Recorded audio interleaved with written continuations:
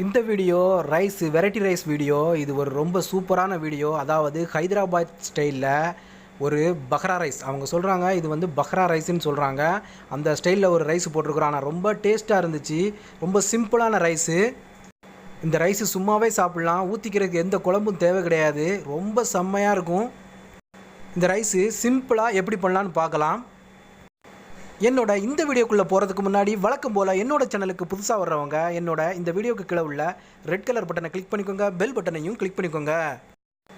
நான் ஒரு 1/2 kilo basmati rice எடுத்து அந்த பாஸ்மதி ரைஸை நல்லா ஒரு அரை மணி நேரம் ஊற வச்சு எடுத்து வச்சுருக்கிறேன். கூட ஒரு அரை மணி நேரம் ஊறினாலும் பிரச்சனை கிடையாது, நல்லா இருக்கும் ரைஸு. அடுத்து சட்டி சூடானதும் நான் ஒரு 2 டீஸ்பூன் மாத்திரம் நெய் சேர்த்துக்கிறேன். ஒரிஜினல் நெய் சேர்த்துக்கிறேன். கீ சேர்த்துக்கிறேன். 2 டீஸ்பூன் நெய் சேர்த்ததும் நான் ஒரு 5 டீஸ்பூன் எண்ணெய் சேர்த்துக்கிறேன். ரீஃபண்ட் ஆயில் சேர்த்துக்கிறேன். 5 டீஸ்பூன் மட்டும், ரொம்ப எண்ணெய் சேர்த்துடக்கூடாது. ரைஸ் ரொம்ப எண்ணெய் ஆயிரும். அப்புறம் ஒரு 5 டீஸ்பூன் மாத்திரம் எண்ணெய் சேர்த்துருக்கிறேன், ரீஃபண்ட் ஆயில். எண்ணெய் சூடானதும் அடுப்பை மீடியம் ஃப்ளேமில் வச்சு நான் தாளிக்கிறதுக்கு பட்டை, கிராம்பு, ஏலக்காய், அந்த பிரிஞ்சி இலை இது மாத்திரம் தான் எடுத்துருக்கிறேன். எவ்வளோ எடுத்துருக்கிறேன்னு பாருங்கள். இதை சேர்த்துக்கிறேன். இப்போது அடுத்ததாக பொரிஞ்சிக்கிட்டு இருக்கும் போதே நான் ஏற்கனவே வெட்டி வச்சுருக்கிறேன் 2 பெரிய வெங்காயம் ஸ்லைஸாக வெட்டி வச்சுருக்கிறேன். அதை நான் இதோட சேர்த்துக்கிறேன். சேர்த்து நல்லா வதக்குறேன். இந்த வெங்காயத்தை சேர்த்ததோட பச்சை மிளகாவையும் வெட்டி வச்சுருந்த ஒரு 4 பச்சை மிளகா எடுத்துருக்கிறேன். பெரிய பெரிய பச்சை மிளகா, அதை நான் சேர்த்துக்கிறேன். காரத்துக்கு இதுதான். இந்த வெங்காயம் எந்த அளவுக்கு வதங்கியிருக்குன்னு பாருங்கள். இந்த அளவுக்கு வதங்கினதுக்கப்புறம் தான் இஞ்சி பூண்டு விழுது சேர்க்குறோம். இஞ்சி பூண்டு விழுது நான் ஒரு 4 டீஸ்பூன் சேர்த்துக்கிறேன். இந்த இஞ்சி பூண்டு விழுது தான் அந்த ரைஸுக்கு டேஸ்ட்டே கொடுக்கக்கூடியது. ஸோ இந்த இஞ்சி பூண்டு விழுது சேர்த்துக்கணும். நல்லா 4 டீஸ்பூன் நிறைவாக சேர்த்துக்கணும். இதில் இந்த இஞ்சி பூண்டு விழுது நல்லா இந்த எண்ணெயிலே வதங்கணும். அதாவது இந்த இஞ்சி பூண்டு விழுதோட அந்த வாசனை போகிற வரைக்கும் நல்லா வதக்கிடணும். இல்லைனா அந்த ரைஸில் வந்து இஞ்சி பூண்டு விழுதோட அந்த ஸ்மெல்லு கொஞ்சம் அடிக்கும். ஸோ வந்து நல்லா வதக்கிடுங்க. பச்சை வாசனை இல்லாத அளவுக்கு நல்லா வதக்கிடுங்க. அதுக்காக அதோட சேர்த்து உப்பும் போட்டுக்கிறேன். நான் ஒரு அரை டீஸ்பூன் உப்பு போட்டுக்கிறேன். 1/2 டீஸ்பூன்.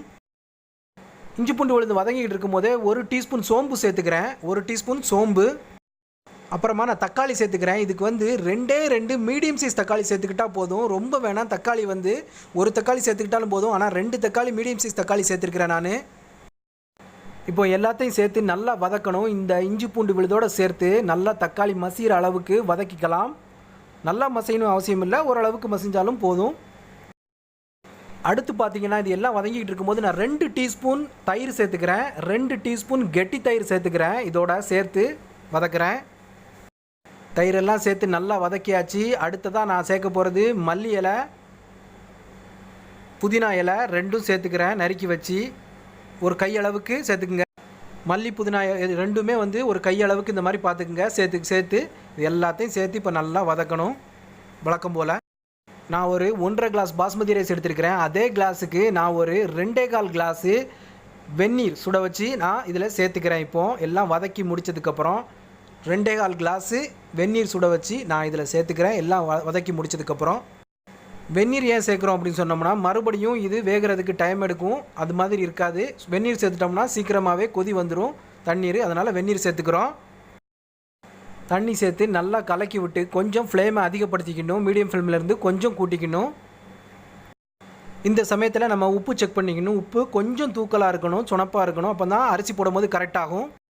இப்போ தண்ணீர் கொதி வந்துருச்சு. நான் அரிசியெல்லாம் தட்ட போகிறேன். அந்த பாஸ்மதி ரைஸை உள்ளே தட்டிக்கிறேன். பார்த்தீங்கன்னா பாஸ்மதி ரைஸை உள்ளே தட்டிட்டேன். அந்த கொதிக்கிற தண்ணியில்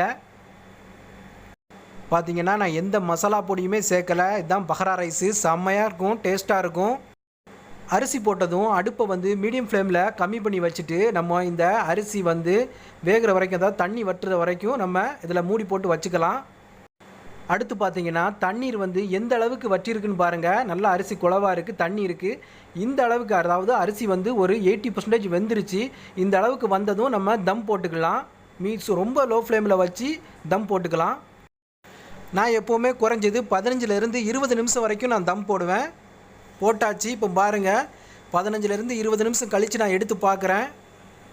வாவ், அருமையாக இருக்குது. ஹைதராபாதி ஸ்டைல் பக்ரா ரைஸு ரொம்ப டேஸ்ட்டாக இருக்கும். பாருங்கள் அரிசி எல்லாமே நல்லா வெந்துருச்சு. நீங்களும் இது போல் செஞ்சு சாப்பிட்டு பாருங்கள் எப்படி போலன்னு வருது. அரிசி எல்லாமே ஒன்றோட ஒன்று ஒட்டாமல் நல்லா சூப்பராக வந்திருக்குது. இந்த வீடியோ உங்களுக்கு பிடிச்சிருந்துச்சுன்னா லைக் பண்ணுங்கள், கமெண்ட் பண்ணுங்கள், உங்கள் ஃப்ரெண்ட்ஸுக்கும் ஷேர் பண்ணுங்கள், மறக்காமல் சப்ஸ்கிரைப் பண்ணுங்கள். என்னோட இந்த வீடியோ பொறுமையோட வாட்ச் பண்ணதுக்கு மிக்க நன்றி. மீண்டும் SMS ஃபுட் மாஸ்டரோட அடுத்த ஒரு சுவாரஸ்யமான வீடியோவில் நான் உங்களை சந்திக்கிறேன். நன்றி.